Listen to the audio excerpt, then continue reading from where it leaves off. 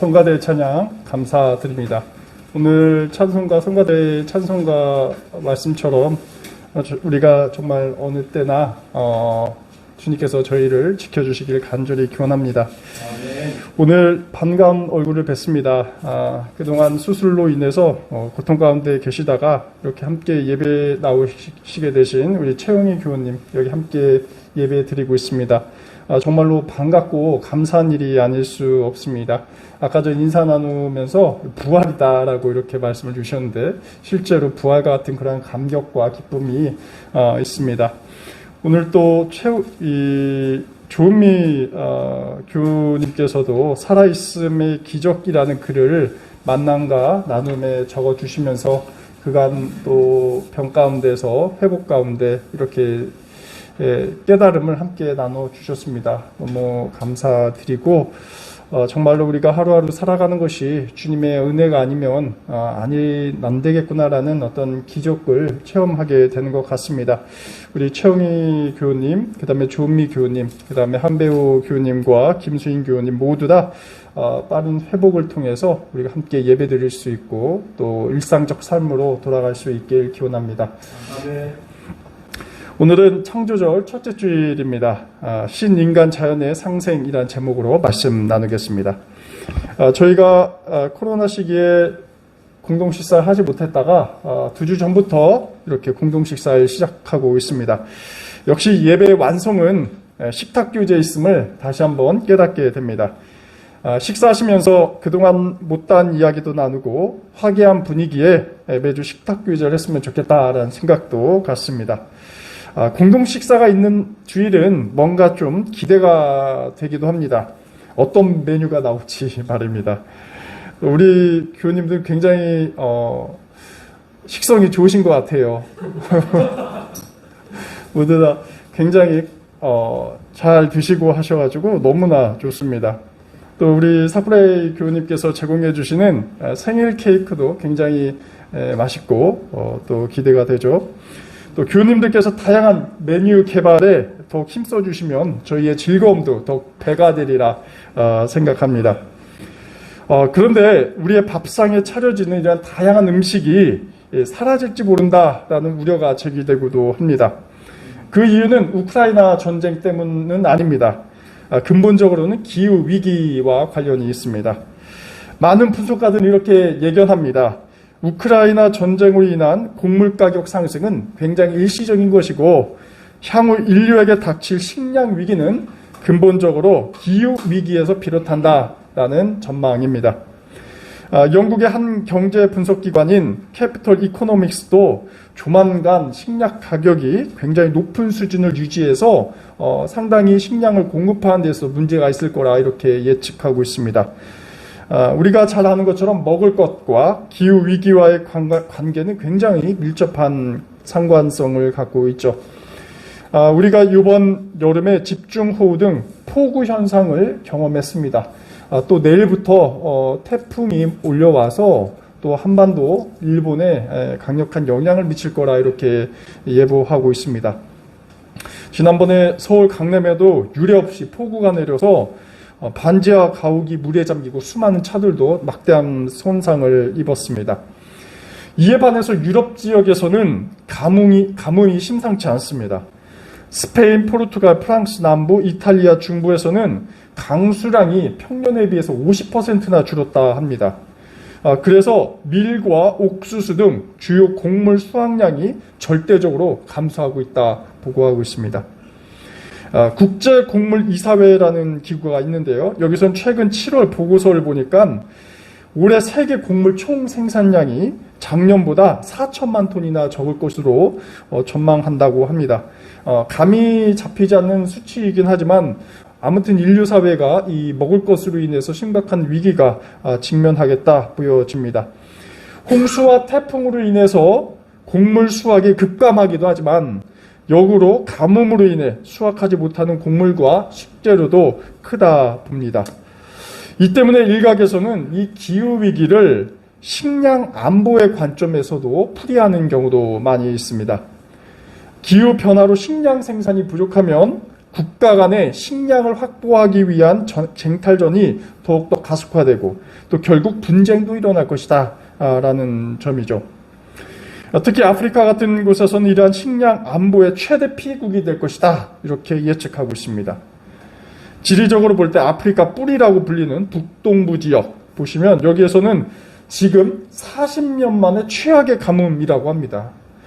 원체 절대적인 빈곤 지수가 높은 상황에 있어서 가뭄도 이렇게 최악의 상태이니 그야말로 예측할 수 없을 정도로 얼마나 빈곤에 처할지 상상할 수 있게 됩니다.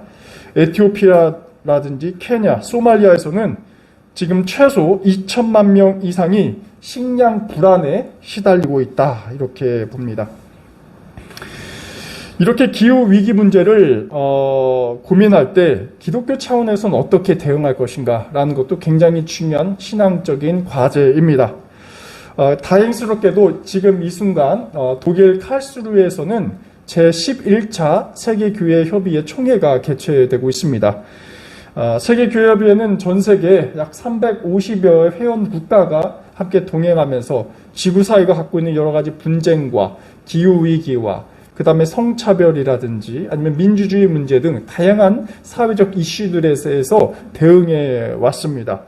그 총회가 바로 이번에 독일에서 지금 개최되고 있습니다. 우리가 속한 한국기독교장로회도 회원교회이기 때문에 여기에 참석하고 있는데 제가 총회 회의록 참석하지는 않고 있지만 회의록을 다운받아서 검토해 보니까 주목할 만한 한 가지 이슈가 이번 총회에서 아주 주요하게 다루어지고 있습니다. 그것이 바로 기후위기 대응과 관련된 문제입니다. 그래서 앞으로 전 세계 교회가 350여 회원교회, 그 다음에 5억 5천 명의 그리스도인들이 함께 힘을 모아서 이 기후 문제를 지구적으로 대응해 나가자, 협력하자, 파트너십을 체결하자라는 인식이 싹트게 되었습니다.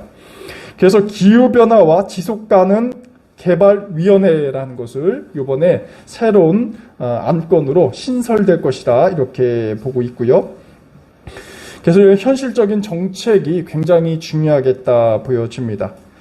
근데 이렇게 세계 기독교인들이 기후 문제에 대해서 이야기하고 또 함께 협력하는 것은 이것이 바로 중요한 기독교 신앙의 근거이기 때문에 그렇습니다.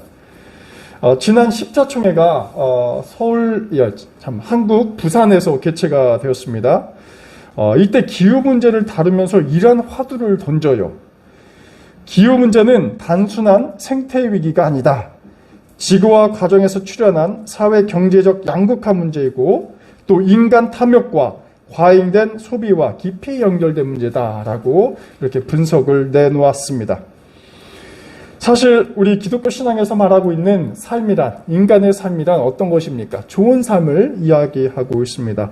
또 창세기에서 1장에서 언급한 것처럼 번영하는 삶입니다. 하지만 이러한 번영하는 삶이 어느 특정한 계급이나 계층이나 자본가에만 해당하는 것이 아니라 우리 모두의 삶이고 또 모두를 위한 그러한 삶을 말하고 있습니다. 그래서 기후위기는 환경 문제로만 그쳐서는 안 되고 약자를 위한 정의 문제이기도 하고 또 환경을 더더욱 파괴할 수밖에 없는 인간의 탐욕을 변화시키자 하나의 생태학적 회심을 강조하고 있습니다. 자, 이러한 공감대를 갖고 지금 독일에서 활발하게 이 문제를 두고 토론과 정책을 만들고 있습니다. 오늘 우리가 창조절 첫째 주일을 보내면서 창조 세계와 보존에 관한 성경 구절을 묵상했습니다. 하나는 창세기 9장이고 다른 하나는 마태복음 19장입니다. 이 가운데 창세기 9장은 우리에게 굉장히 익숙하죠. 하지만 우리가 기존까지 보지 못했던 다른 색다른 측면을 오늘 말씀 속에서 던져주고 있습니다. 그것은 바로 우리가 하나님과 언약을 체결할 때 인간과 신과 두 주체, 두 당사자 간의 계약이 아니라 자연 역시 맺어진 이 계약 관계에 속한 계약이라는 것입니다. 이게 삼자 관계라는 것이죠. 과연 이것이 무엇을 의미하는지 이 시간 간단하게 살펴보도록 하겠습니다. 이 창세기 9장 배경은 노아의 방주와 대홍수 사건 이후에 하나님께서 언약을 체결하신 부분이죠. 쉽게 말씀드리면 이것은 무지개 언약이라고 우리가 종종 불리곤 합니다. 노아와 그 후손이 하나님 말씀을 잘 지키면 더 이상 홍수라는 심판을 통해서 인류를 처벌하지 않으시겠다라는 내용을 담고 있습니다. 우리가 익히 잘 아는 것처럼 홍수 이전에 인류 사회는 굉장히 타락의 정점에 놓여 있었습니다.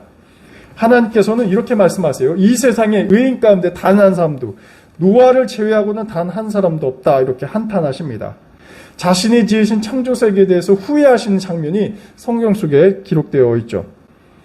그래서 이 세상을 하나님께서 다시 한번 리셋하시겠다 작정하시고 노아 가족을 제외하고 전부 다 멸하시려고 하십니다. 그래서 대홍수가 있었고요.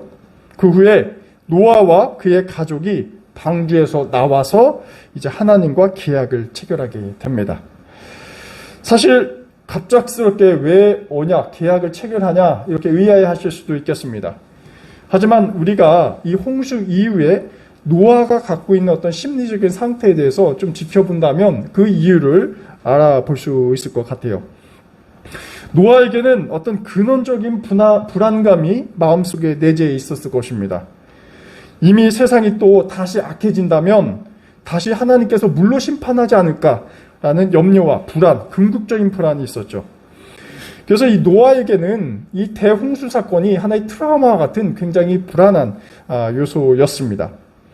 인간들이 악하던 그렇지 않던 간에 홍수로 인해서 수많은 이웃의 목숨을 잃었으니 노아가 마냥 기뻐할 만한 상황은 아니었습니다. 노아의 이러한 모습을 하나님께서도 간파하셨을 것입니다. 그래서 방주에서 나오자마자 노아와 함께 노아를 불러서 언약을 체결하게 되는 것이죠. 무지개가 뜨면 하나님께서 그 언약을 기억하고 생명을 살리시겠다라는 것입니다. 당시 원시 공동체였던 굉장히 거의 원인류와 같았던 노아와 그의 식솔들에게 이러한 하나님의 계시는 그들의 근본적인 불안을 어떡합니까? 해소해 줍니다. 그리고 바른 삶을 살게 해주는 하나의 기독교적 윤리를 제시하기도 합니다. 근데 오늘 주제와 관련해서 이 구절을 주목해 봅니다. 10절입니다. 너희와 함께 살아있는 모든 생물, 곧 너희와 함께 방주에서 나온 새와 집짐승과 모든 들짐승에게도 내가 언약을 세운다. 말씀드린 것처럼 하나님께서는 인간과만 계약을 체결한 것이 아니었습니다. 여러분, 누구와도 계약이 이루어집니까? 네, 생명체와도 하나님의 언약이 유효하죠. 새, 집짐승, 들짐승, 그리고 모든 생물이 하나님과 계약을 맺습니다. 굉장히 흥미로운 지점입니다. 우리가 기존까지 이해하는 이 언약은 당연히 인간과 하나님 두 양자 사이의 계약이었습니다. 하지만 성경은 그렇지 않습니다. 인간을 포함하는 모든 생명체가 하나님과의 계약 당사자입니다. 그리고 하나님께서는 인간만 심판하신 것이 아니라 심판하지 않은 것뿐만 아니라 생명을 돌보신다라는 것입니다. 자연과 환경 모두 하나님의 돌봄의 대상에 속하죠.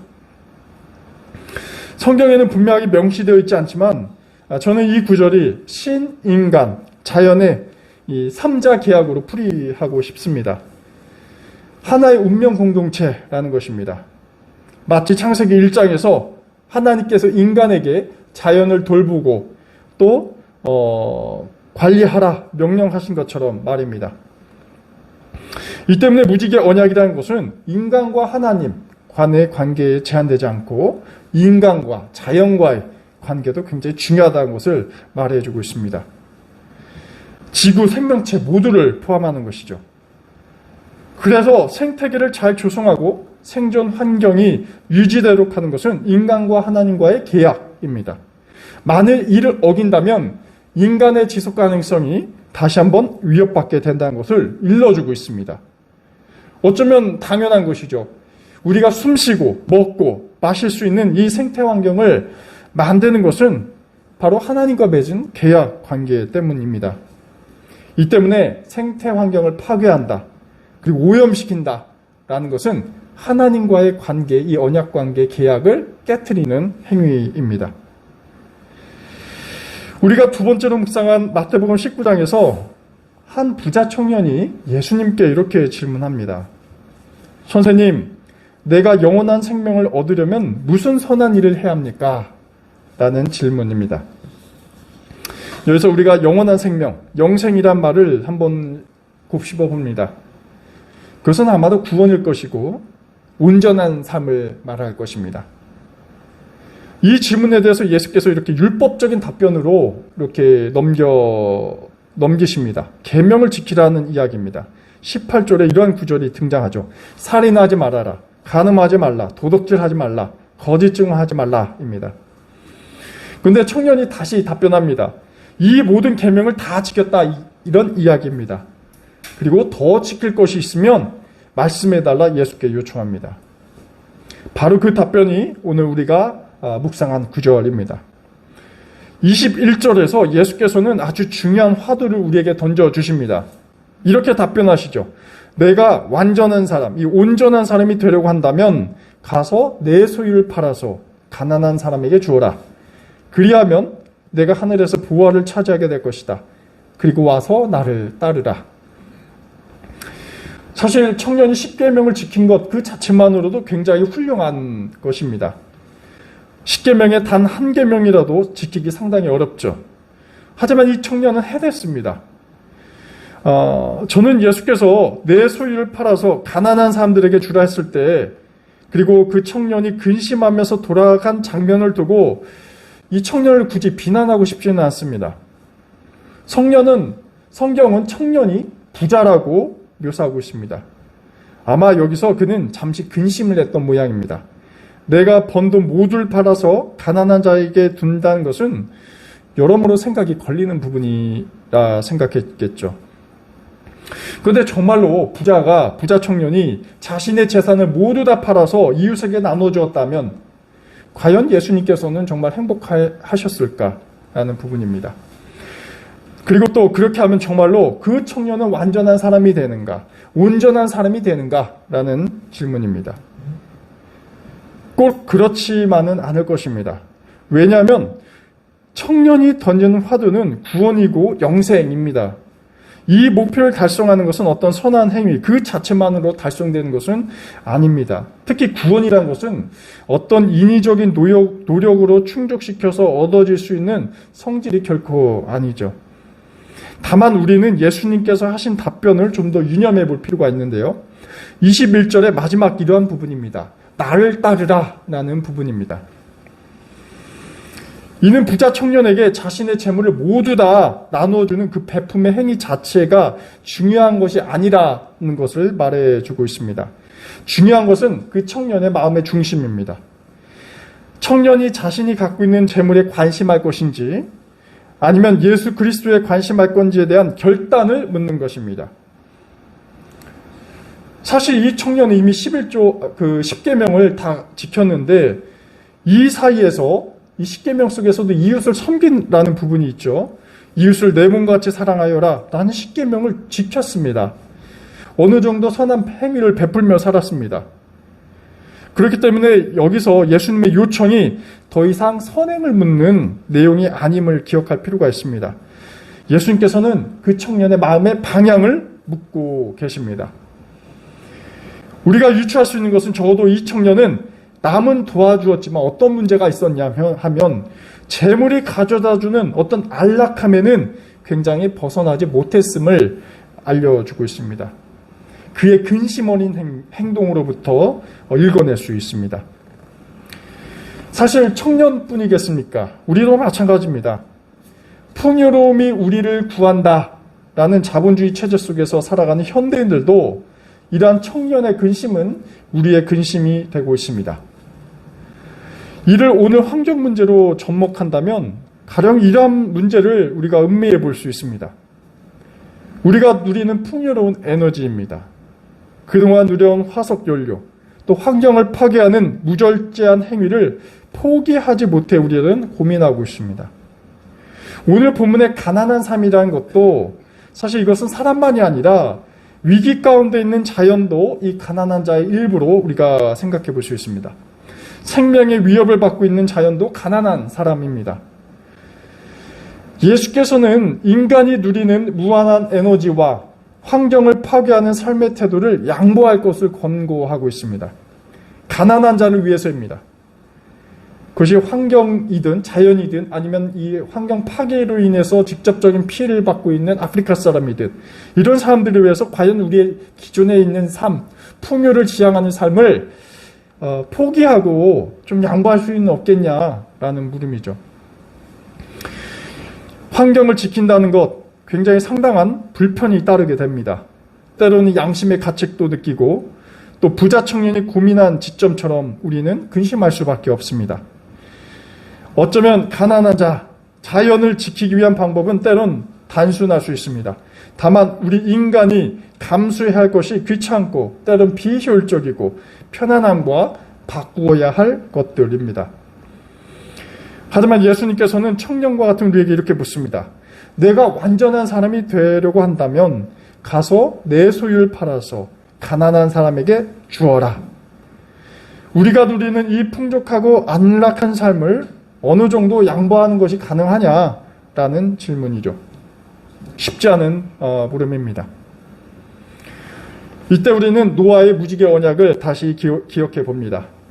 아예 근심하지 않을 수는 없겠으나 또 아예 내 재산을 모두 팔아서 줄 수는 없겠으나 한 번쯤 더 생각해보고 양보할 수 있는 근거를 우리는 노아 이야기에서 발견하게 됩니다. 삶의 온전성, 우리가 잘 산다라는 것은 신앙적으로 말씀드리면 이게 구원인데 이 구원이라는 것은 바로 신과 인간과 자연 간의 이러한 관계 회복이 이루어질 때야 가능하다라는 것입니다. 하나님께서는 인간을 넘어서 자연에게 온전한 생명을 허락하시겠다 계약하셨습니다. 그래서 우리 그리스도인들은 이 지점에서 좀 불편할 필요가 있습니다. 마음에 어느 정도의 부담감이 있어야 할 필요가 있습니다. 그래야 자연의 온전성을 위해서 한 걸음이라도 내딜 수 있기 때문입니다. 제가 오늘 말씀을 준비하면서 이 파키스탄에서 홍수 소식이 들려왔습니다. 여러분도 언론을 통해서 한번 다 들어보셨을 겁니다. 홍수의 피해가 얼마나 큰지 어느 기자는 이렇게 표현해요. 노아 시대에 나올 법한 대홍수다. 이렇게 표현합니다. 1,100명 이상이 사망했습니다. 총 인구의 약 15%에 해당하는 3,300만 명. 파키스탄 인구가 그렇게 많은지 몰랐습니다. 1억 명이 넘더라고요. 3,300만 명 이상이 직접적인 피해를 받았습니다. 앞으로 그 피해 규모가 더 커질 예상입니다. 파키스탄의 기후변화 장관은 이렇게 말합니다. 이번 홍수가 기후온난화를 가져오는 몬순이라고 분석합니다. 하지만 이러한 징후가 이미 있었다고 합니다. 지난 5월에 한 불과 4개월 전에 파키스탄의 5월 최고 평균 기온이 평균 36도였는데 올해는 무려 50도에 육박했다라고 보고합니다. 이상 고온 현상이 일어나게 된 것이죠. 그 결과가 어떻습니까? 우리가 이 시간 파키스탄에서 목격하는 그 홍수라는 결과로 이어지고 있습니다. 아마 이는 자연의 작은 경고에 불과할지 모르겠습니다. 우리는 이러한 상황을 조명할 근거로 성서시대를 엿보게 됩니다. 신과 인간과 자연과의 언약관계가 과연 제대로 지켜지고 있는가? 또 부자 청년이 근심한 것처럼 가난한 자연을 위해서, 가난한 자 자연을 위해서 우리는 어디까지 양보할 것인지, 우리가 갖고 있는 우리 것을 풍족한 것을 팔아서 자연을 위해서 어느 정도 헌신할 것인지, 이런 문제는 단순히 고대 역사의 교훈뿐만 아니라 홍수와 가뭄으로 인해서 우리의 삶이 파괴되는 지금 시점에서 다시 스스로 질문되어야 할 물음입니다. 우리가 창조절 첫째 주일은 맞습니다. 오늘 본문은 노아가 하나님과 맺은 언약을 기억하라 촉구합니다. 창조 세계를 계속 돌보시는 하나님의 활동에 우리 신앙인들이 거룩한 부담을 갖고 참여하라고 당부하고 있습니다. 창조절기 우리가 자연을 생각하고 인간의 지속가능한 삶에 대해서 고민을 하고 또 실천으로 나아가는 우리 낙산 교우님들 되시길 간절히 기원합니다. 아멘. 기도하겠습니다. 하나님, 당신께서 창조하신 이 세계를 온전히 보존하게 하옵소서. 창조주를 맞이하며 당신께서 만드신 이 세상이 점차 인간의 탐욕으로 인해 고통받고 있음을 기억하게 하옵소서. 주님께서는 인간과 언약을 맺으신 것만이 아니라 자연과도 계약을 맺으시고 생명의 온전성을 약속하셨습니다. 하지만 풍요로움을 추구하는 인간이 그 약속을 저버리고 다양한 기후위기 상황에 직면했습니다. 주님, 저희가 풍요의 세상을 살아가지만 그러한 풍요는 자연의 허락 없이는 불가능함을 깨닫게 하옵소서. 주님의 창조 질서 가운데 인간과 자연이 화해하고 온전한 삶을 살아가게 하옵소서. 예수 그리스도의 이름으로 기도드립니다.